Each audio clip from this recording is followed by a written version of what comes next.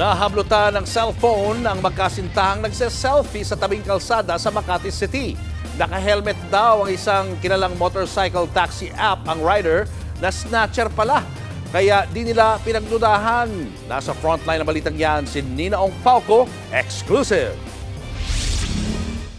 Nagsiselfie sa labas ng kainan ang magkasintahang ito sa Makati City nang makunan sa CCTV. Mapapansin ding nag-U-turn ang isang motorsiklo at dumaan sa harap nila. Maya-maya pa, sumulpot na ulit ang umikot na rider at hinablot ang kanilang cellphone.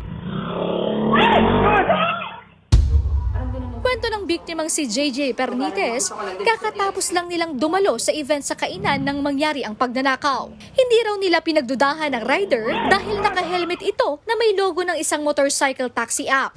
Sobrang bilis ng pangyayari. Saka siya lumabas out of nowhere dun sa right side ko. And then nakuha na niya yung phone ko. Sa isa pang kuha ng CCTV, nahagip kung paanong hinabol at naabutan ng mga biktima ang snatcher na rider. Nagpambuno sila at nakipag-agawan sa cellphone. Humabol din ang iba pang nakakita kaya tila natakot raw ang rider. Nabawi ang cellphone at tumakas ang snatcher. Out of adrenaline rush na hinahatak namin siya, I think we landed some punches or ano. And then nakita niya na parami yung dumadating na nasa likod namin. So, bigla niyang kinuha niya sa bulsa niya and then tinapon niya sa harap namin yung phone. Hindi na nagpa-blatter ang mga biktima dahil nabawi nila ang cellphone.